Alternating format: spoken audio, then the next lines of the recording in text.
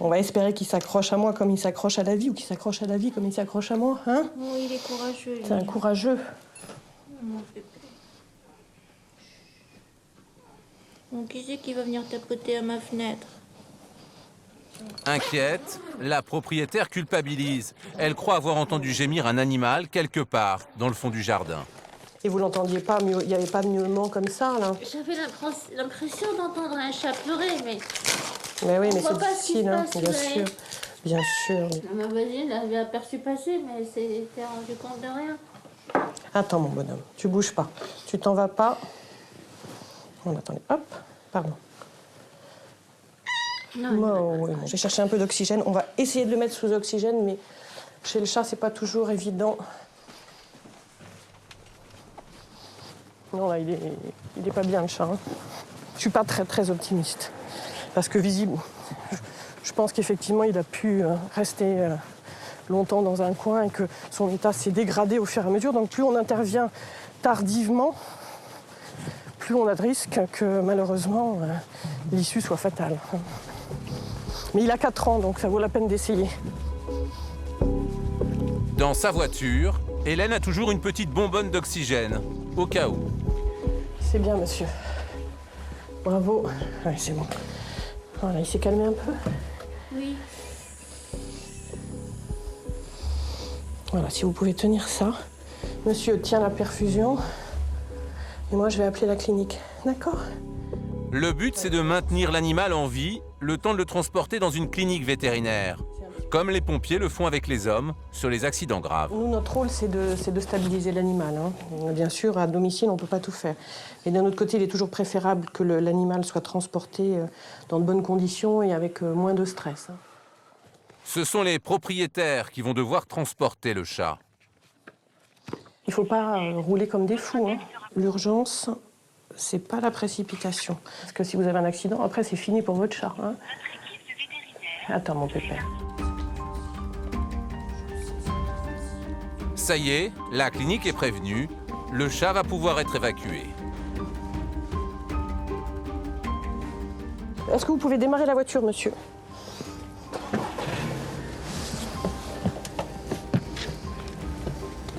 Bon, je vous souhaite... Oui, c'est bon, monsieur, à tout programmer. Je vous souhaite bon courage. Merci beaucoup, Je merci vous en infiniment, prie. docteur. Non, je vous en prie et je prendrai des nouvelles auprès de la clinique. Hein. D'accord? Voilà. Bon courage, bon courage. Au revoir. Vous faites attention, monsieur. Hein. Ne vous inquiétez pas. Au revoir. Malheureusement, Hélène ne se sera pas trompée dans son diagnostic. Les radios du chat Minimi vont montrer un enfoncement des côtes et une hémorragie. Il va décéder à la clinique dans la nuit.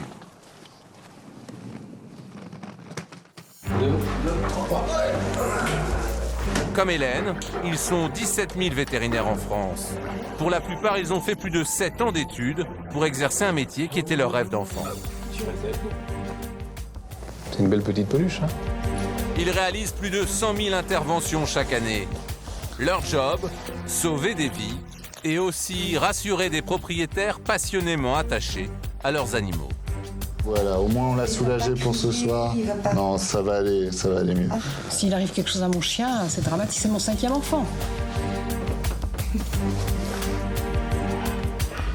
Scanner pour un perroquet ou appareil de rééducation fait sur mesure pour un chien, les vétérinaires soignent avec des techniques toujours plus high-tech. Ils doivent aussi savoir faire face aux dangers. Quand il faut opérer un gorille ou soigner un éléphant. Juste attention à la trompe, voilà. Voilà, juste ça. Donc restez un petit peu à distance avec la trompe. Quoi. Quand on est vétérinaire, il ne faut pas avoir peur d'aller au contact physique, de risquer des morsures et des coups de griffe. Ah, crapaud, hein. Qui sont-ils? Comment font-ils face à des propriétaires désemparés? À quel drame sont-ils confrontés?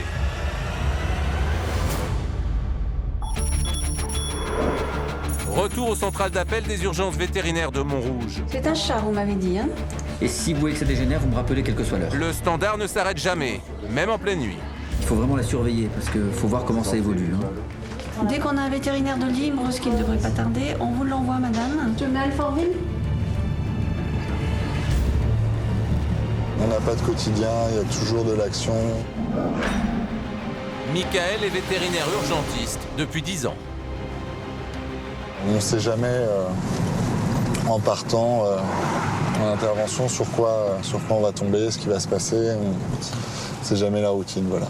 Donc là, vous allez sur quoi? Alors là, on va aller voir un animal, un petit chihuahua qui se serait électrocuté, qui a l'air d'être assez choqué. Direction le 16e arrondissement. Un luxueux hôtel particulier. Merci. Il a mordu le fil électrique de la lampe. Et puis je l'entendais gratter. Je me suis approchée pour enlever le fil électrique, enlever le chien parce qu'il était pris dedans. Et il s'est sauvé tout seul, mais il titubait, il était allongé. Mais je ne pouvais pas l'approcher, il hurlait. D'accord, ça marche. Il hurlait encore plus fort. C'est vrai. On va essayer de le faire marcher un peu. Viens, Gibbs. Bien. La propriétaire du chien est encore toute retournée par la bêtise de son chihuahua. Alors, Gibbs, t'es mignon? Vous avez eu une belle frayeur quand même. Ah oui, moi oui. J'ai eu plus peur que le chien. Je hurlais. Ma fille a cru que le chien était mort. Et je me suis dit, ça y est, il va avoir une crise cardiaque. Il est tellement petit, il va y passer. Donc, il a vraiment mordu le fil électrique. Hein. J'ai l'impression. Allez, on va regarder dans la bouche s'il n'y a pas des lésions. Des fois, il peut y avoir éventuellement... Regardez la langue, là, vous voyez? Il s'est pris une grosse décharge au niveau de la langue. Et la langue, il y a un début de nécrose et une brûlure de la langue. Bon, on va le soigner, hein, de toute façon. Mais Là, je pense qu'il est sorti d'affaire, là. normalement, oui, on va faire tout ce qu'il faut pour. Vous n'avez pas encore l'électrocuté, là, mon chien. Non. On va regarder, on va prendre l'attention. Même à domicile, Gibbs a droit au dernier cri de la technologie. Ça va. C'est bon? On va regarder le cœur. Comme il est petit, c'est pas évident qu'on ait un beau tracé, mais on va voir où on en est. Grâce à des capteurs posés sur la coque de son smartphone, Michael va même faire un électrocardiogramme du chien. Un examen high-tech qui épate sa maîtresse. Il a fait un électrocardiogramme au chien avec son téléphone portable. Il l'a mis sur le cœur du chien. Tu voyais l'électrocardiogramme. C'est extraordinaire. On va lui donner des antidouleurs, on va le mettre sous antibiotiques parce qu'il y a toujours un risque infectieux. Alors, c'est mon bébé. S'il arrive quelque chose à mon chien, c'est dramatique. C'est mon 5e enfant. Les parents n'aiment jamais qu'on fasse une piqûre à leurs enfants. Le vétérinaire n'a qu'à bien se tenir. Je sais. Il va pas être d'accord, parce qu'il avait fait mal tout à l'heure. J'y vais tout doucement, mais voilà. Il avait fait mal quand même. Ça pique un peu, c'est une piqûre. J'y vais tout doucement. Celle-là, elle pique aussi un peu. Le produit pique un peu. J'y vais tout doucement. Voilà, vous voyez, je fais le plus doucement possible. Vous êtes gentil. Mais bon, c'est une piqûre. C'est pour le soulager, c'est pas pour lui faire du mal. Pour l'ordonnance, ça tombe bien, Gibbs a même une adresse mail. Gibbs, G-I-2-B-S, @fr.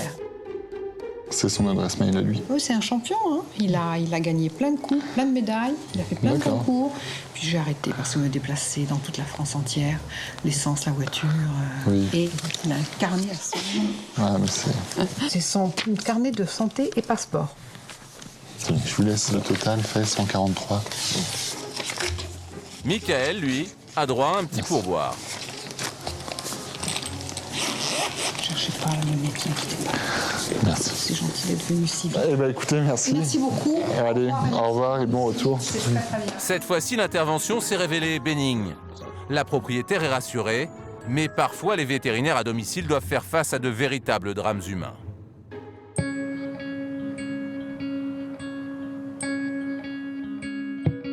Nous retrouvons Hélène, en Seine-et-Marne. Comme certains médecins, Allô? c'est dimanche, Oui. mais elle est de garde. D'accord, ok, très bien. Bah écoute, merci, c'est parti. Et la journée s'annonce chargée. Vous prenez à manger? Ouais, parce qu'on n'est pas sûr de rentrer, donc on prévoit et on mangera dans la voiture. Hélène parcourt en moyenne 2000 km par mois. Cela fait entre 5 et 6 visites par jour. On a une vraie vision de la population française. Hein. On voit vraiment les gens chez eux, on voit certaines personnes dans des situations dramatiques. Prenez la première à gauche. Vous allez arriver à destination. Pour les 5 millions de Français qui vivent seuls, un animal de compagnie, c'est l'unique remède contre la solitude. Comme ce jour-là où une dame âgée vient d'appeler au secours pour son chien. C'est un caniche de 15 ans qui a sauté d'un petit tabouret depuis une boiterie, il est frustré, il se plaint. D'accord, ok. Visiblement, il se plaint. Donc on va aller voir ce vieux caniche.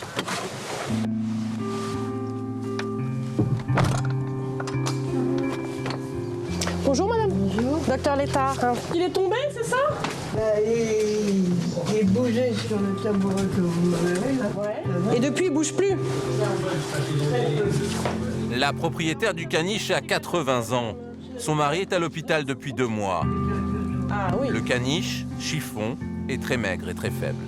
Parce que là, il tient pas sur ses pattes. Hein. Il est extrêmement déshydraté. Ah oui, ça... Il boit beaucoup? Non, il... Hélène a vite compris l'état de l'animal, mais elle tient à ménager la vieille dame. Il est très mal en point, votre chien, madame. Hein? Ah oui. Je pense qu'il a perdu l'équilibre parce qu'il est vraiment au bout du rouleau, madame. Hein? Là, il est en hypothermie, votre chien. C'est-à-dire qu'il a une température qui est inférieure à la normale. D'accord? Alors, il a une grosse pathologie cardiaque. Hein. En plus? Ouais. Je dois vous dire que c'est pas bon, tout ça. Hein? Que votre chien, là, il est vraiment arrivé à la fin de sa vie. Hein? Donc, je voudrais savoir ce que vous souhaitez. Est-ce qu'il n'y aurait pas quelque chose à faire? Alors, on peut lui faire des anti-inflammatoires, mais honnêtement... Hein, il faut que vous preniez conscience que malheureusement, ça ne va pas changer les choses. Écoutez, il a 15 ans. Personne ne va prononcer le mot, mais la dame se résigne à perdre son caniche. À ce moment-là, voilà comment on procède. Je l'endors, je pousserai l'anesthésie plus loin. Donc vous allez lui dire au revoir. Hein, vous avez bien compris. Hein. Est-ce que vous imaginiez ça? Vous y aviez pensé? Vous y aviez pensé? Mais je pense que honnêtement, pour votre chien, c'est ce qu'il y a de mieux à faire. Et vous voyez que là, il a plus vraiment de réaction. Hein? Vous voulez jamais être seul?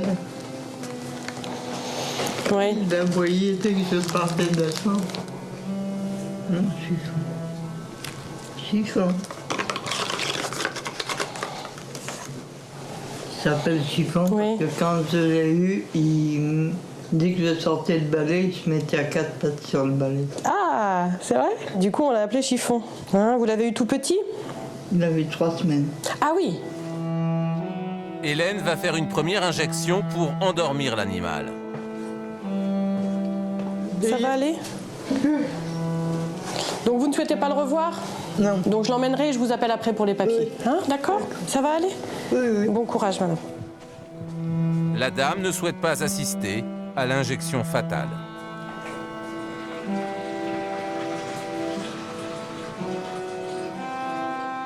Voilà, il n'a pas souffert et maintenant c'est terminé. Ok. Pour vous non plus, c'est pas gay en fait, ce genre de Non, c'est pas gai, d'autant plus que la dame est toute seule avec son chien, qu'elle a d'autres problèmes, que là, quand on va repartir, elle sera toute seule, mais vraiment toute seule. C'est toujours triste de voir un animal partir, mais au moins, il est parti sans souffrance, il est parti chez lui, il s'est rendu compte de rien, à mon pépère. Voilà.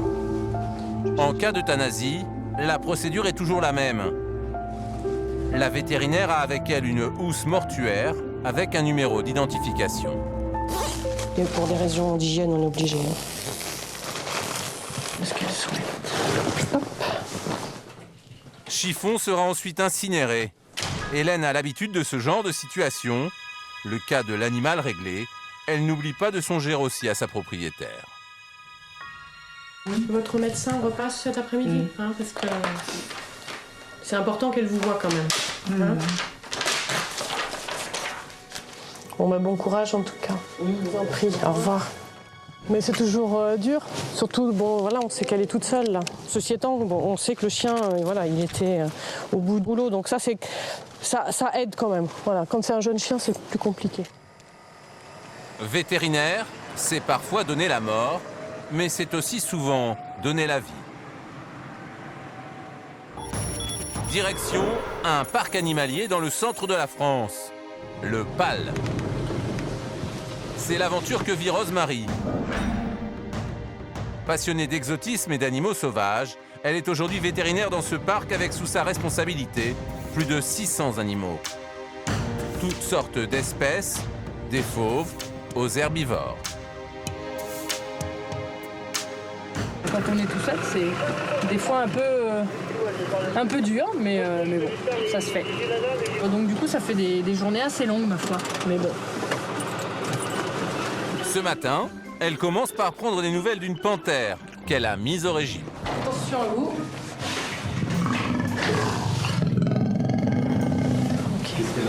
Je viens juste faire un état des lieux parce qu'en fait, quand elle est arrivée, elle était un petit peu grosse, donc on a voulu qu'elle perde un peu du poids. Faites bien attention par contre quand vous passez là. Visite ensuite au chevet de cette autruche qui s'est battue avec une congénère. La plaie s'est infectée, mais elle se laisse soigner sans rechigner. Donc, évidemment, cette autruche-là est relativement sympa parce qu'on ne fait pas ça avec toutes les autruches.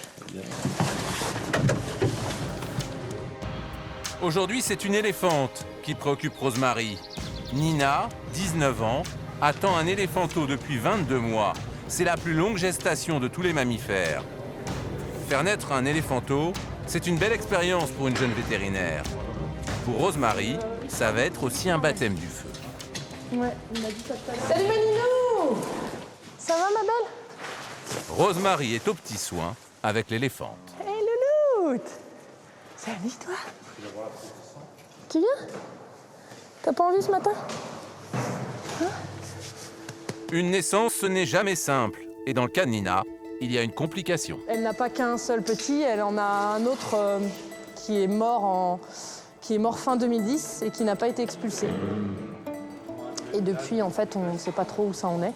On n'a jamais vu une éléphante avec un petit mort reprendre une gestation derrière. Donc c'est la première fois. Donc évidemment, elle est très surveillée. Plus le temps passe, et plus l'animal et son bébé sont en danger. Rosemary lui fait donc des soins quotidiens. Au programme ce matin, il y a prise de sang, et il faut que Nina soit d'accord. Fred, le soigneur, l'entraîne à se laisser manipuler l'oreille. Si on lui fait une prise de sang, c'est pour essayer de prévoir la date de la naissance en mesurant son taux de progestérone.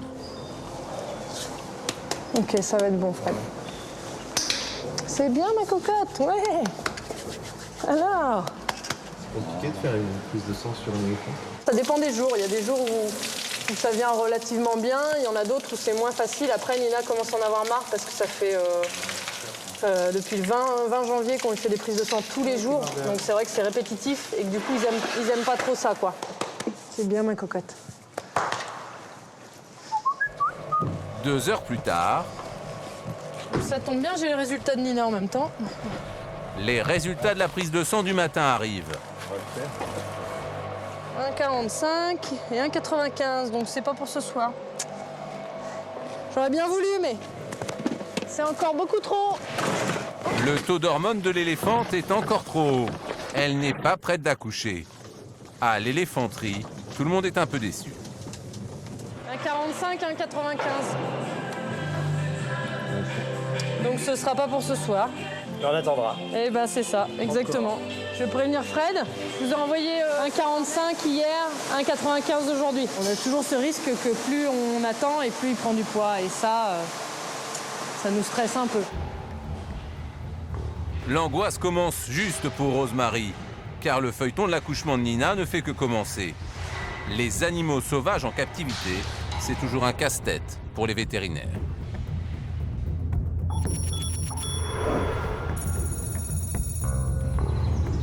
Nous sommes dans le parc animalier de la Vallée des Singes, dans l'ouest de la France. Ici, plus de 400 singes, de 30 espèces différentes. L'attraction vedette, ce sont ces gorilles, les plus gros des primates.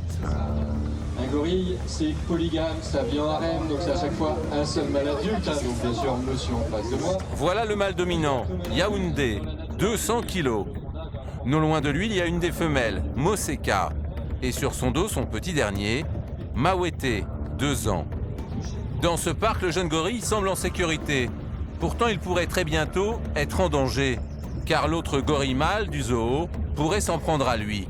Ils ont donc pris une décision radicale. Le responsable des animaux a décidé de le castrer.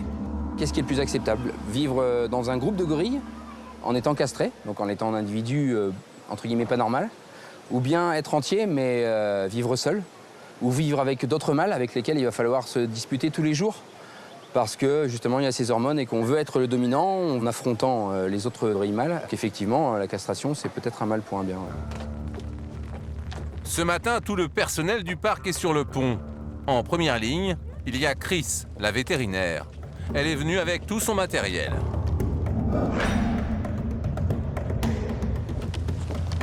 Vétérinaire rurale dans la région, elle est devenue la collaboratrice attitrée de ce parc animalier. Intervenir auprès des gorilles est toujours très compliqué. Ils peuvent se révéler extrêmement farouches. Et ils n'apprécient pas beaucoup la venue de la vétérinaire. Les gorilles, j'aime bien. C'est cool. Mais ils m'aiment pas. Ils m'aiment pas, je ne fais pas aimer. C'est pas comme un animal domestique qu'on peut caresser, qu'on peut calmer. Pas eux. Faut y aller.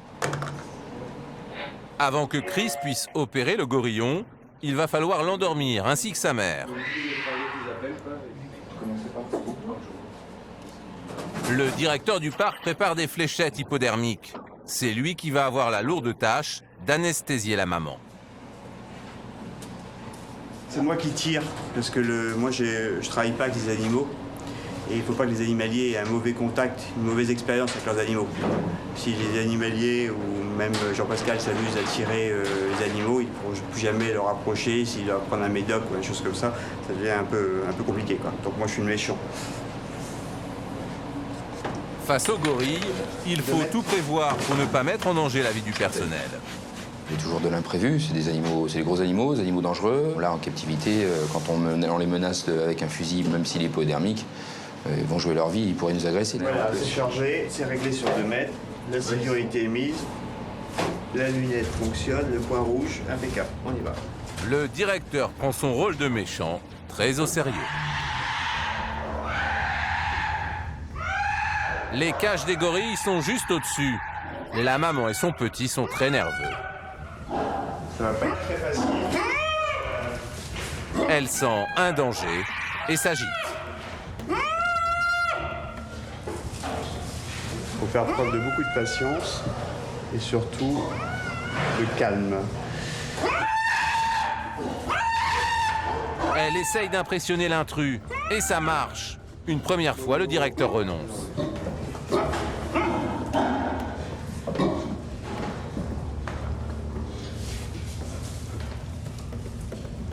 Non, elle va pas se faire mal comme ça.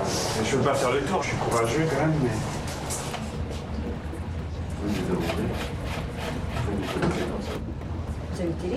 On va pas accéder au petit Momo sur son bras par dessous, là, au niveau du caniveau, là. Pour attraper les pieds. Pour attraper les pieds, donc je peux pas passer de l'autre côté. Donc, ça vous fait... Ils sont marrants. Oui, ils sont marrants, ouais. Ils essayent de se défendre. Deuxième tentative.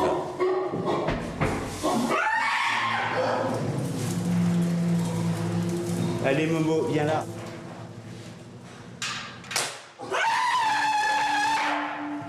Cette fois-ci, la flèche atteint bien Moseka.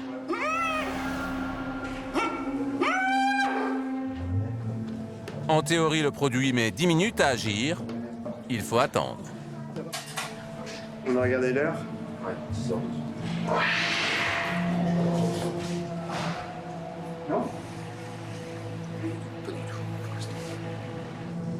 Au bout de 10 minutes, plus un cri, Moseka s'est endormi.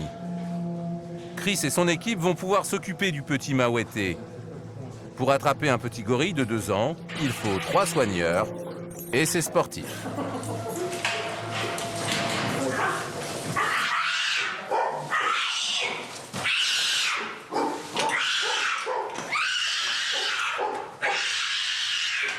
Une fois le gorillon immobilisé, la vétérinaire peut lui faire la piqûre. Le petit va vite s'assoupir. Pendant qu'on le prépare pour l'opération, Chris en profite pour examiner Moseka, sa mère.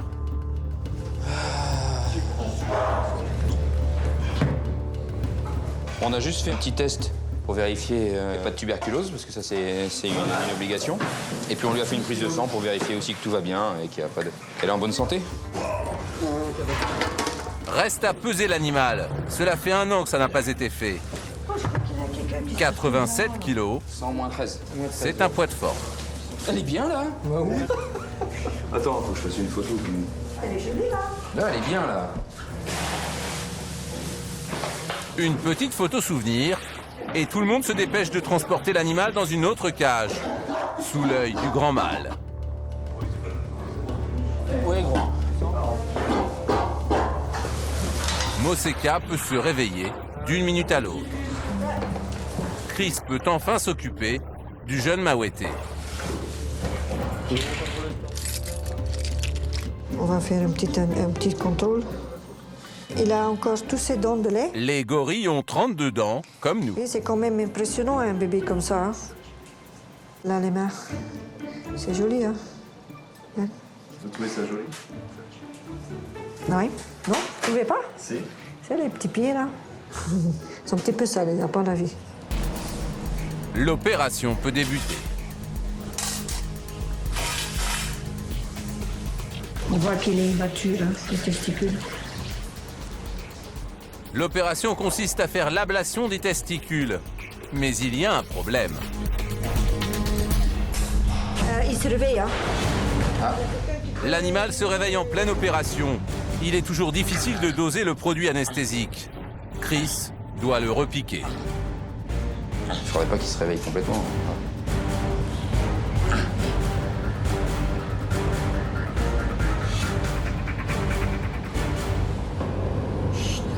Ça y est, l'animal se rendort. Chris termine l'opération. Ne reste plus qu'à faire analyser les précieuses parties envolées. Je vais envoyer ensuite à Barcelone, parce que le zoo de Barcelone se charge avec un laboratoire d'analyser effectivement les testicules et vérifier qu'il n'y a pas eu un début d'activité, que ce soit de production de sperme ou d'hormones mâles. Ça servira pas d'aphrodisiaque? Non, ça servira pas d'aphrodisiaque. C'est bon, là, une cage. Bon, c'est bon. On l'amène? Ouais. On prend mes lunettes? C'est Chris qui se charge de ramener elle-même dans ses bras le petit gorillon dans sa cage. Une autre intervention l'attend déjà sur des singes à l'autre bout du parc.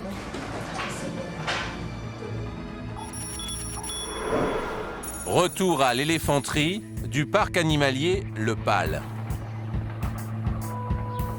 L'éléphante Nina n'a toujours pas accouché. 3 semaines après notre dernière visite, Rosemary, la vétérinaire, est plus que jamais aux petits soins avec l'animal.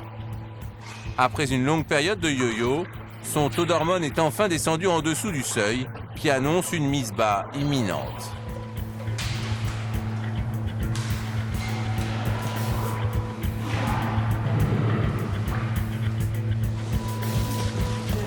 Du coup, le parc a fait appel à un renfort de poids.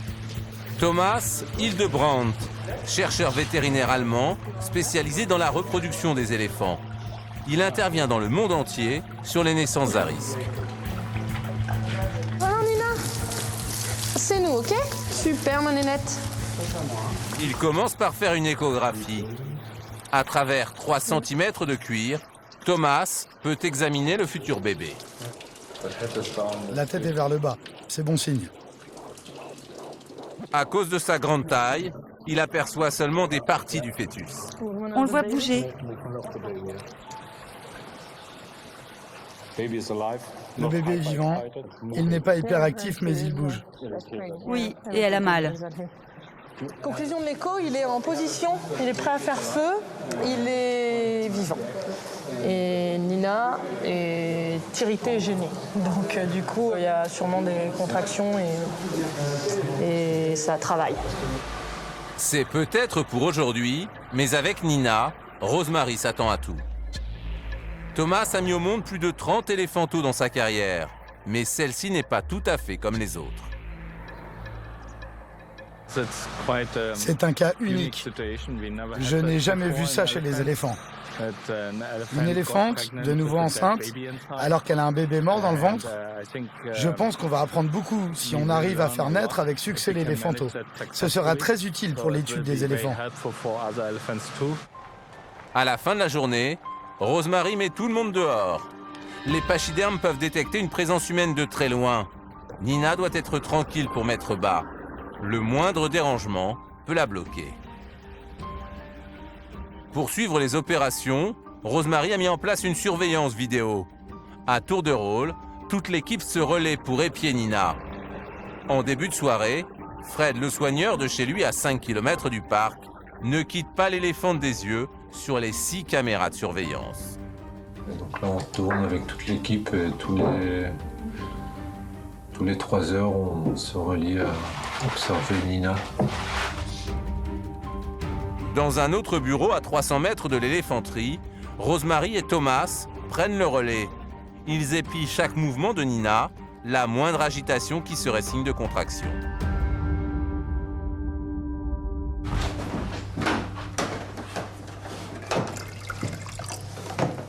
Un peu d'énergie. Ça va tout faire. Hein. C'est ça. Surtout le café. Dans notre métier, c'est important. Si les vétérinaires passent leur nuit devant des écrans, c'est parce que les éléphants, même en captivité, ont l'habitude d'enfanter la nuit. Plus de 80% des naissances se font en pleine nuit. À cause des prédateurs? Oui, exactement, à cause des prédateurs. Parce qu'un nouveau-né est un gros morceau de viande. Et dans la nature, en Asie, il y a des lions et des tigres. 4 heures de surveillance sans quitter l'écran des yeux, à scruter chaque rare mouvement de Nina. C'est une bonne émission. Oui, très passionnant. Il n'y a pas beaucoup d'action, mais bon. Ce qui est bien, c'est qu'il n'y a pas de coupure pub. Il y aura une fin heureuse. On espère, on espère. À 2 heures du matin, Thomas estime que ce n'est pas pour ce soir.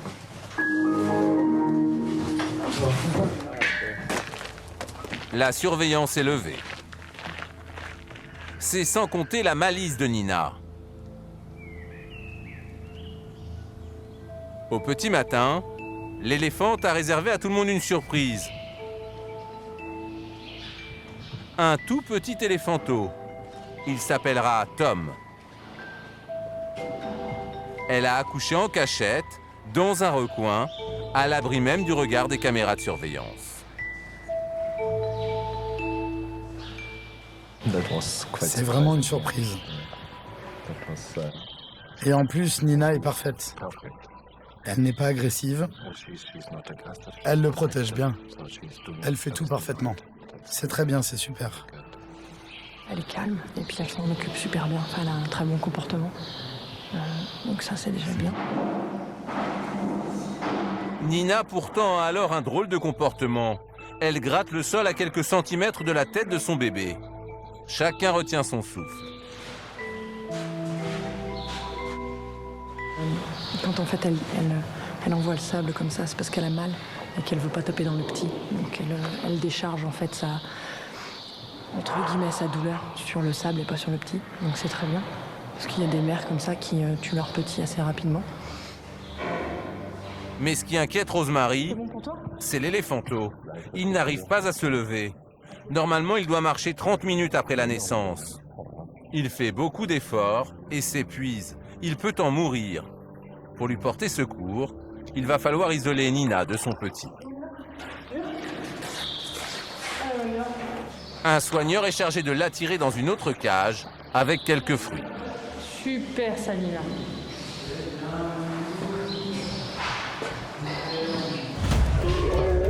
La voie est libre. Rosemary et Thomas essayent de relever l'éléphanteau sous le regard inquiet de sa mère. Mais ses membres sont trop faibles. Il s'écroule. Pour l'instant, il n'est pas capable encore. Nina, elle, s'agite. C'est rien, ma Ninou. C'est rien, ma belle. Doucement. Il faut masser l'éléphanteau pour réveiller ses muscles.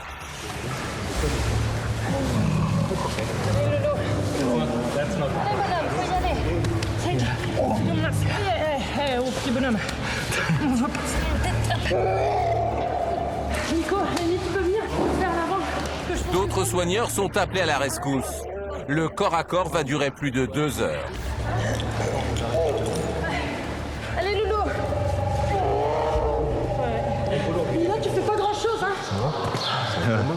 Ouais, c'est un vrai combat. Il n'a pas cette force, vu qu'il est trop lourd, il n'arrive pas à se porter tout seul, donc il faut vraiment qu'on le masse pour qu'il gagne en force. Et pour qu'il arrive à se tenir tout seul debout, parce qu'il est vraiment, vraiment gros.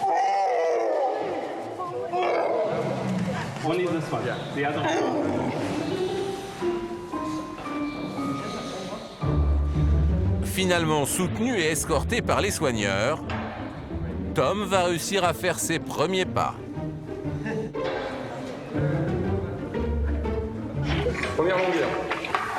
Dans la nature, il serait mort, dévoré par un prédateur. Ah oui.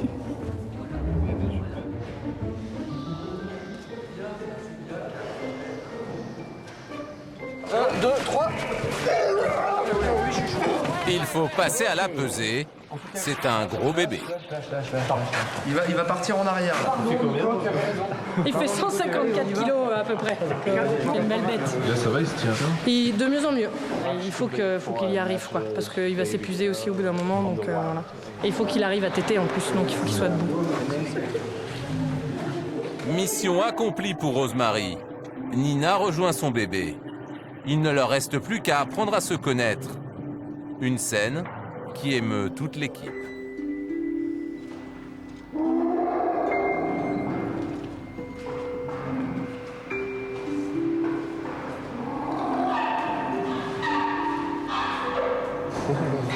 T'es content?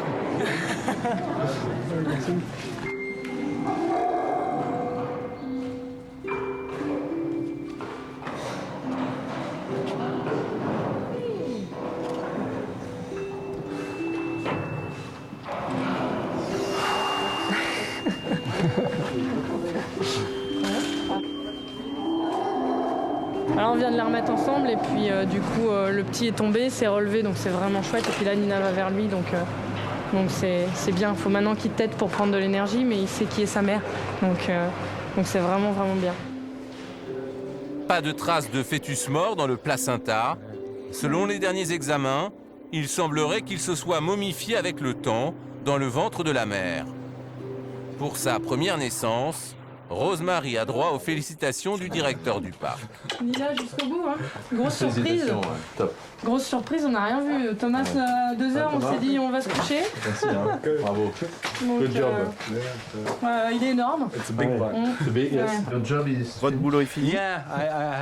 Oui, j'ai un avion à 6 heures. Vous partez aujourd'hui? Oui, je pars pour Israël. J'ai rendez-vous avec quelques éléphants. Vous partez pour un autre éléphant? Oui, un autre éléphant.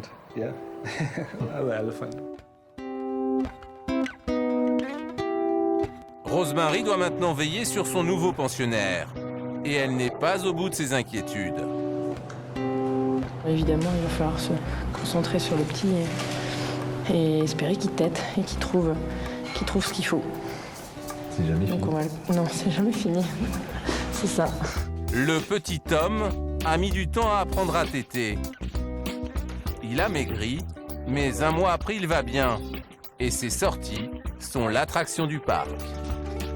Et il n'y a pas que pour les animaux sauvages que les vétérinaires mettent toute leur énergie. Vous allez voir que pour les animaux de compagnie, les cliniques mettent aussi les grands moyens. Arcueil, en banlieue sud de Paris, c'est l'un des plus grands hôpitaux pour animaux de France. Il est ouvert 24 heures sur 24. Chaque jour, plus d'une centaine de propriétaires d'animaux arrivent ici avec leurs bêtes et leurs angoisses.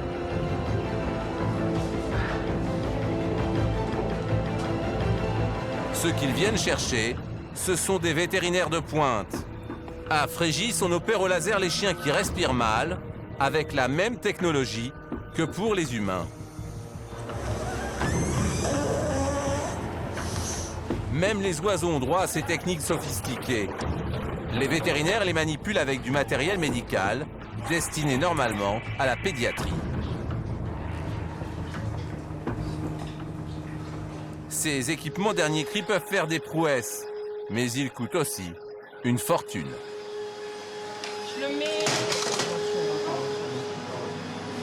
Ce chien, Ruffon, vient d'arriver en urgence. Il est paralysé des pattes arrière. Il passe immédiatement au scanner. C'est exactement le même modèle que celui qu'on trouve dans les hôpitaux pour êtres humains. Un appareil qui vaut dans les 400 000 €. Et voici l'homme qui va analyser le scanner de Ruffon, Laurent. Son CV n'a rien à envier à celui d'un grand spécialiste hospitalier. À 53 ans, il a fait 11 ans d'études supérieures. Il s'est spécialisé en neurologie animale aux États-Unis. Il va recevoir Jean-Pierre, le maître de Ruffon. Depuis 2 jours, son chien ne peut plus se déplacer et souffre. Le maître a du mal à retenir son émotion. De le voir souffrir, ça fait mal. Ben oui, parce que dès qu'on voulait, il était paralysé, donc dès qu'on voulait le prendre pour le mobiliser un petit peu, lui faire faire ses besoins, le faire boire, et il poussait des hurlements, par exemple. Ouais.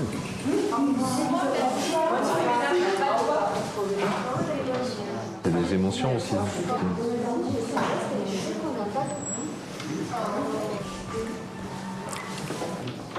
Ok, c'est bon. Alors, je vous explique.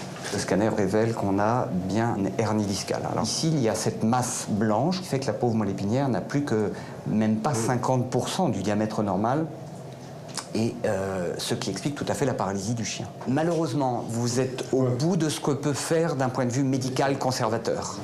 C'est ou l'intervention chirurgicale, ou je vous rends votre animal, mais vous avez bien vu, voilà, on a un chien sur le côté, paralysé, il n'y a pas tellement le choix. Le choix, en fait, c'est l'opérer ou avoir un chien grabataire à vie. Autant dire que le propriétaire est un peu coincé. Je termine en vous donnant une notion de budget. L'intervention chirurgicale au complet pour une neurochirurgie, donc ça s'appelle une corpectomie. La note globale pourrait atteindre les 3 000 €. Jean-Pierre est décontenancé. Bon, moi, ce que je vais faire, simplement, je vais aussi prendre la femme. Bon, a priori, allez-y, je vous laisse passer votre appel. Pour les explications. Je vous en prie. On lui laisse quelques minutes et puis on voit. Au cas où, le vétérinaire prend les devants pour gagner quelques précieuses minutes. Il appelle déjà le chirurgien. Oui, le propriétaire consulte son épouse et puis nous dit si on intervient chirurgicalement ou pas dans 2 minutes. D'accord, je te remercie.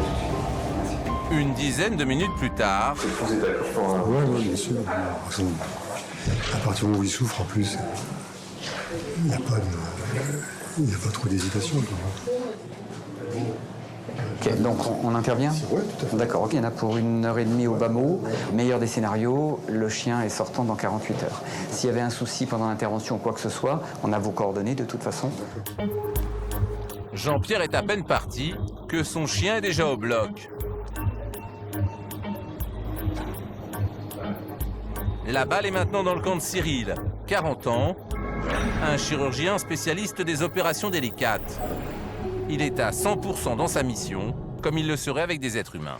Moi, je n'y vois pas vraiment de différence. Si je fais ça, c'est que j'adore les animaux, c'est que j'ai beaucoup d'animaux à la maison, et quand je rentre à la maison le soir, je suis très content de les retrouver.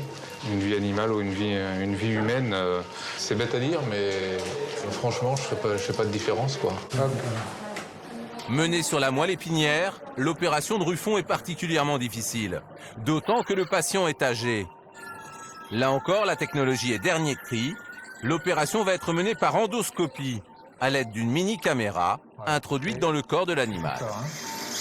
Et hop, là, on voit que c'est en train de sortir, là. C'est ça le morceau du disque qui est en train de sortir. Donc on le retire fragment par fragment. Voilà, c'est ça qui appuie sur la moelle épinière. Voilà, regarde ça. Seulement, il y a un problème. Le chien a du mal à supporter l'opération. Oui, il a 77, là, hein, c'est pas normal du tout. Tu peux prendre la main juste une seconde pour le ventiler. Après quelques minutes, l'anesthésiste finit par reprendre le contrôle de la situation. Là, ça y est, on commence à relâcher la pression. Finalement, après 1h30 sur le billard, le chien semble tirer d'affaire.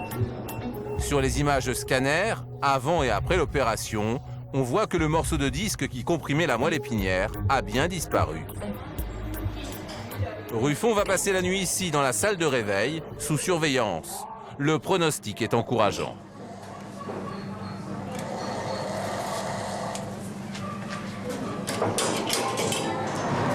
Mais parfois, malgré toute la technologie du monde, les vétérinaires de cette clinique ne font pas de miracle. Ce matin, dans la salle d'attente, cette jeune fille attend de voir le vétérinaire en compagnie de sa mère. Elle est choquée. Elle a découvert ce matin son chat, Al Capone, secoué de spasmes. Je rentrais de l'école et j'ai juste eu le temps de me retourner et je vois quelque chose passer très vite. Et j'ai pas compris au début, j'ai cru qu'il faisait le fou et qu'il courait. Et là, je le vois par terre et j'ai tout de suite compris. Donc j'ai appelé ma mère, elle m'a dit d'attendre qu'elle arrive et qu'on l'emmène chez le vétérinaire. Hier, il allait très bien, vraiment très bien, et puis le lendemain, il frôle la mort. C'est horrible. Quelqu'un a vu les clients ou pas? C'est Laurent qui a récupéré Al Capone en urgence. Il est paralysé et respire très mal. Un bel œdème pulmonaire, hein, en plus. L'animal est au plus mal et pas facile de savoir d'où cela vient. Ouais, quand même du sang. Ok, radio de sa colonne et de sa queue en prolongement. D'accord? Ok. On va essayer de voir les propriétaires. Là. C'est le neurologue qui va recevoir la famille. Le médecin, pour l'instant, n'est sûr de rien, mais il tient à faire part de ses inquiétudes. J'ai des pattes arrière qui sont relativement froides. Je n'arrive pas à trouver son pouls au niveau de ses haines. Donc les artères fémorales n'ont pas l'air de battre bien. J'ai une auscultation cardiaque qui m'inquiète, avec plein de bulles dans les poumons. Et vous pouvez le sauver? Alors, pour l'instant, j'ai besoin d'une échocardiographie pour aller voir si j'ai des caillots dans le cœur. Soit il n'y a pas trop de problèmes, soit c'est la gangrène et c'est malheureusement un pronostic très noir. Donc ça peut être bon comme ça peut être mauvais. Rentrez chez vous et puis on vous appelle dès qu'on en sait un petit peu plus.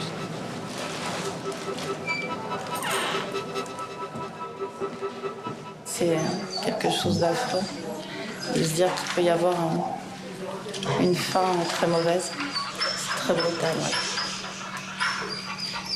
Ouais. Voilà, il faut attendre. Moi, je l'ai eu, j'avais 6 ans. Il était tout petit? Tout petit, il avait 3 mois. Ouais, donc tu as plein de souvenirs. Trop. Ça fait mal.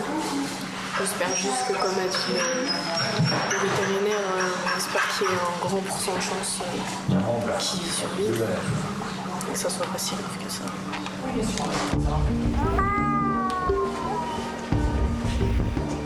En réalité, c'est grave. L'animal est transféré entre les mains d'un autre spécialiste, le cardiologue.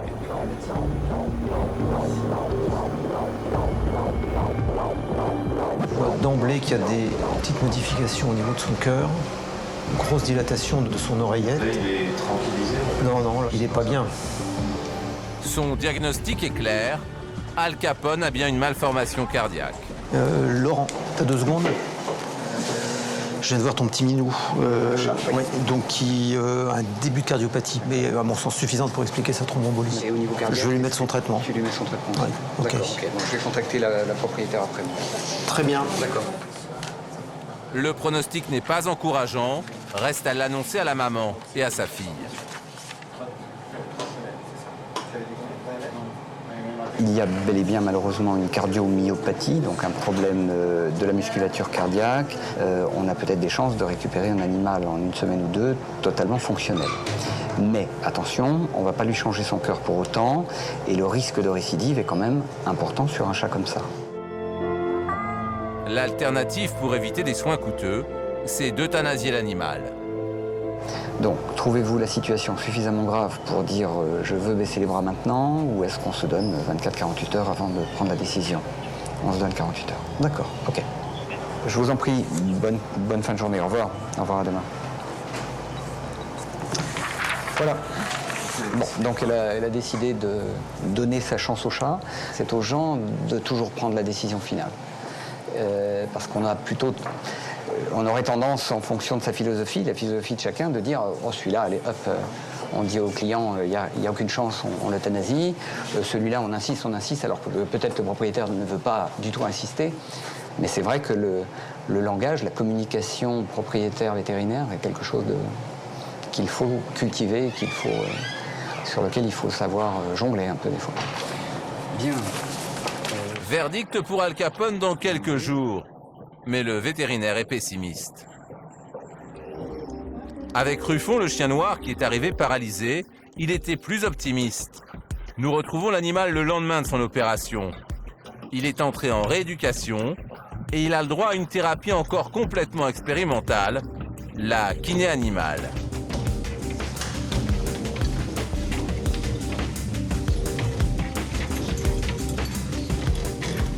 Là, il marche assez bien. Déjà, après l'opération, il y a des chiens qui sont complètement paraplégiques. Lui, il est déjà ambulatoire, mais il a des petits déficits.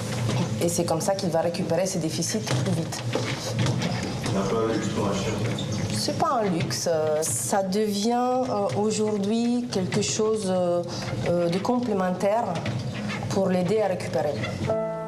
Et de fait, Ruffon remarche. Ce n'est pas un luxe, mais c'est cher. Jean-Pierre vient justement le récupérer. Voilà l'oiseau, pardon, qui nous a déjà refait ses premiers pas. Regardez un peu. Bon, c'est très château roulant, mais c'est presque debout. Les choses se sont très bien passées, le chien a très bien réagi rapidement. Écoutez, là, je suis plutôt impression favorable, soulagement, la joie quand même de voir que voilà, il est mobile, il a l'air en forme. Bon, il est un petit peu peut-être fatigué encore, le choc opératoire quand même. Vous imaginez une chirurgie de la colonne vertébrale pour nous? Je pense qu'on serait resté un petit peu plus longtemps hospitalisé. Je connais les délais pour un copain qui est passé on aurait fait la grimace un peu plus longtemps. Voilà, merci beaucoup. Je vous en prie. Voilà. Ok, j'amène votre dossier à l'accueil. Ok, au revoir. Pour l'animal, tout va bien. C'est pour le maître que la douloureuse va avoir du mal à passer. Alors, du coup, monsieur. L'opération, une anesthésie, 2 scanners de la kiné. La note atteint 3 040 €. Jean-Pierre sort sa carte bleue, mais plafond dépassé, elle ne passe pas. Vous voulez que je l'essaye? Ouais, mais j'ai peur que ça fasse la même chose. Ouais. Il va lui falloir mettre à contribution la carte de sa fille pour compléter. Ta carte, on peut essayer 1040-60. Ouais, on essaye.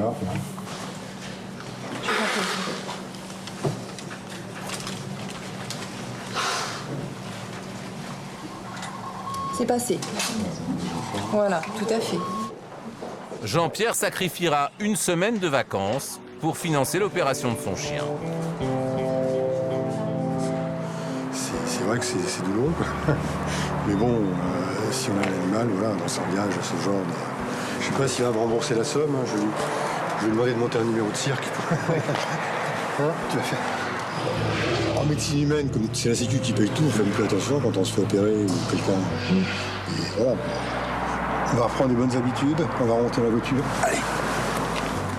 Mais tous n'ont pas cette chance.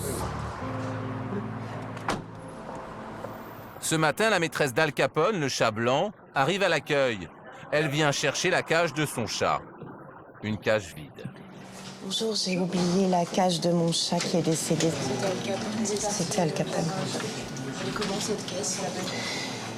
Elle est gris clair avec l'ouverture en métal. Merci beaucoup. Ils l'ont pas sauvé, donc il est mort dans la nuit. Samedi, je suis venue signer les papiers d'incinération. Je vous remercie. Et j'ai oublié la cage. Je pense que j'avais pas envie de repartir avec une cage vide. Et le vétérinaire avait essayé de pas nous donner de faux espoirs, mais lui-même pensait qu'il allait quand même s'en sortir. C'est une histoire qui se termine mal. Merci. Je vous en prie, madame. Au revoir. Merci. Les vétérinaires apprennent à composer avec la mort. Laurent, en 23 ans de carrière, sait que parfois il perd la bataille. Parfois, malheureusement, on ne peut rien faire. On ne fait pas de miracle. Comme on dit aux gens, on est juste des vétérinaires. Comme le médecin pourrait dire, je suis désolé, je suis juste un médecin, je ne peux pas faire de miracle. La clinique et ses appareils ultramodernes traitent 150 animaux par jour. Elle en sauve la plupart. Mais certains vétérinaires n'ont pas besoin d'appareils high-tech. Quand les animaux font la loi chez leur maître ou ont des problèmes de comportement, on fait appel à Claude, une sorte de psy pour les animaux et leurs maîtres. agressivité, anxiété, dépression. Là, on parle d'état pathologique. Le docteur Beata est vétérinaire comportementaliste. Chez le chien, on reconnaît environ 60 maladies différentes. Chez le chat, environ une quarantaine. Donc, ça peut être beaucoup de choses différentes. Et la plupart, maintenant, nous sommes capables de les traiter. Nous sommes à Cannes, sur la Côte d'Azur. Ces rendez-vous, il les donne toujours dans les cabinets de ses collègues vétérinaires qui l'appellent à la rescousse. Ce jour-là, il va recevoir Pancho. Ses maîtres, un couple de retraités, le trouvent perturbé. Dans la journée, je vois son comportement. C'est le moindre chose, le stress. Vous évoquez des grognements parfois aussi. Oui, parce que nous regardons la télévision, il se couche sur nos pieds ou à côté. Ouais. Si par malheur je le frôle à peine, il se lève comme un fou et il se met à... Combien de fois il y a eu ces quand vous l'avez fait? Systématiquement, hein. Systématiquement. Pour le docteur, Pancho a un problème dans sa relation avec ses propriétaires. Pancho, lui, dans son comportement, il est dans ce qu'on appelle dans un trouble de la relation, ce que nous avons l'habitude d'appeler une sociopathie, c'est-à-dire un trouble de la relation sociale. Pancho, il est dans le contrôle. Il a envie de vous contrôler un peu. Plus gênant, Pancho est jaloux et n'aime pas voir de manifestations d'affection. Quand ils font des câlins à leur petit-fils, par exemple, il se précipite pour les séparer. Pour le docteur, il faut réagir avant que le chien ne prenne un ascendant définitif sur ses maîtres. Donc vous allez faire, on appelle ça le jeu des embrassades. Chaque fois que le chien a envie de se mettre au milieu, c'est le bon moment pour faire, hop, on va le faire pour que vous puissiez voir. On se fait la mise. Hop, quand il fait ça, vous mettez épaule contre épaule, comme ça, et vous lui dites battant. D'accord. À ta place. À la maison, vous le renvoyez à son panier. D'accord. On le regarde sur le dos et on le renvoie à son panier. D'accord. Au panier. Voilà, et au panier. Voilà, vous avez bien compris. C'est parfait. Ici, à votre petit-fils, évidemment, le petit-fils, on le met entre vous. Oui. Et on fait un mur avec tout le monde et on le renvoie. Ça, il faut le faire au moins 3 fois par semaine. De toute façon, nous, c'est tous les soirs. Ça, c'est facile. Hein, donc, au moins dès que je rentre, ça y est, il se met entre nous. Il ne faut pas que votre chien vous empêche de vous embrasser. Ben non, hein, quand même. Hein. La prescription vaut bien une ordonnance. Jeu des embrassades, au moins 3 fois par semaine. 160. Et une jolie facture. Très bien. Au revoir, monsieur.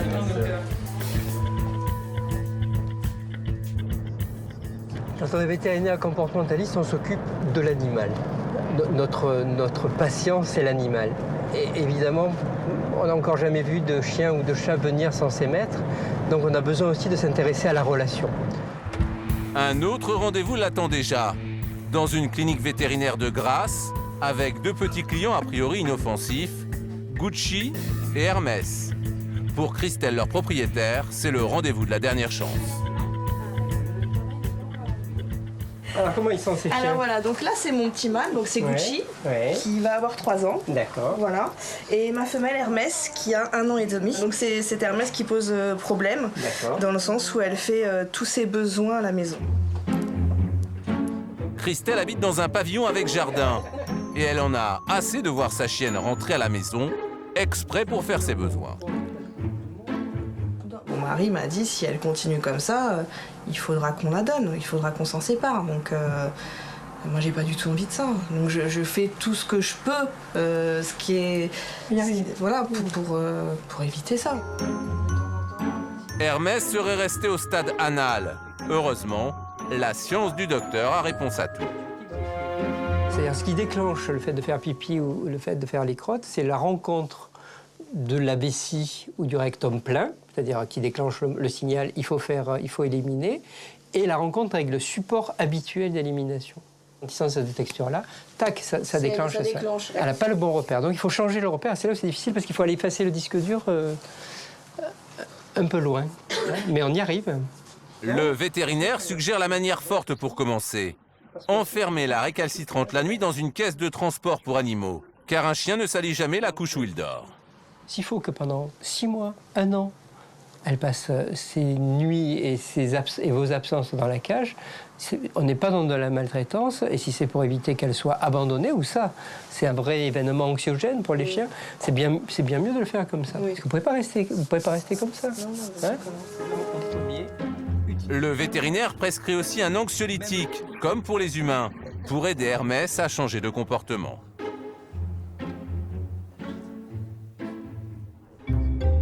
Un mois après la consultation, nous retrouvons Christelle chez elle à Draguignan. La propriétaire d'Hermès et Gucci a acheté une cage. Voilà, donc c'est la cage d'Hermès. Hein. Elle est tout le temps ouverte, elle est à disposition, le matin, le midi, le soir. Allez. Hermès y passe beaucoup de temps et elle n'a pas l'air traumatisée. C'est sa maîtresse qui a toujours des réticences. C'est quand même une cage, donc ça fait penser un peu à une prison, elle est enfermée. La cage du docteur, ça marche. Christelle a beaucoup moins de mauvaises surprises à son réveil. Mais elle n'est pas tirée d'affaire pour autant. Car quand Hermès n'est pas dans sa cage, Christelle ne la quitte pas des yeux. En particulier les lieux de prédilection, où elle avait pris l'habitude de se soulager. Des urines ici, des urines à ce niveau-là, et des excréments à ce niveau-là, et au niveau du salon, ici. En plein dans votre beau salon. Oui, dans un beau salon blanc, clair. Donc en plus, c'est le lieu de passage hein, pour se rendre au canapé, donc attention. Pour apprendre à la chienne à faire ses besoins à l'extérieur, le vétérinaire a surtout recommandé d'user de pédagogie, de récompenser l'animal lorsqu'il se comporte bien. Je prends des petits gâteaux, voilà, des petites friandises, de telle sorte à ce que quand elle fasse dehors, je puisse la récompenser, en plus de la parole. On sort les chiens ? Et là, Christelle a mis son mari à contribution. Comme ça. Allez, et voilà, c'est parti. Monsieur est devenu plus tolérant depuis l'arrivée de la cage. Mais Hermès reste un sujet délicat dans le couple. Nos rapports ont changé. Sincèrement, nos rapports ont changé. Avec qui ? Avec la chienne. Ah oui. Avec qui tu parles, toi ? À la finalité, si on n'avait pas trouvé de solution, tu m'avais quand même dit. Ah oui, il y a un moment. Malheureusement, on ne pourrait pas garder la chienne, quoi. Du fait qu'elle soit dans cet espace restreint, ça nous permet de pouvoir évoluer dans la maison en toute sérénité le matin. Comme l'a conseillé le vétérinaire, Christelle doit s'extasier chaque fois qu'Hermès se soulage. Oh là là là là, ça c'est très bien. Et elle a bien appris la leçon. Bon, c'est à force de répéter, de réitérer, qu'elle comprendra que voilà, quand elle fait à l'extérieur, c'est super. En revanche, quand elle fait à l'intérieur, voilà, c'est pas du tout des récompenses. Au contraire, on hausse un petit peu la voix pour lui faire comprendre que voilà, il faut pas faire. Donc là, elle a fait à l'extérieur, on est bien content, on la félicite, et voilà. Et vous êtes tranquille pour aujourd'hui ? Pour cet après-midi. Pour cet après-midi, on reviendra ce soir. D'après le vétérinaire comportementaliste, il va falloir 6 mois de ce manège quotidien avant d'espérer un résultat avec Hermès, la petite chienne.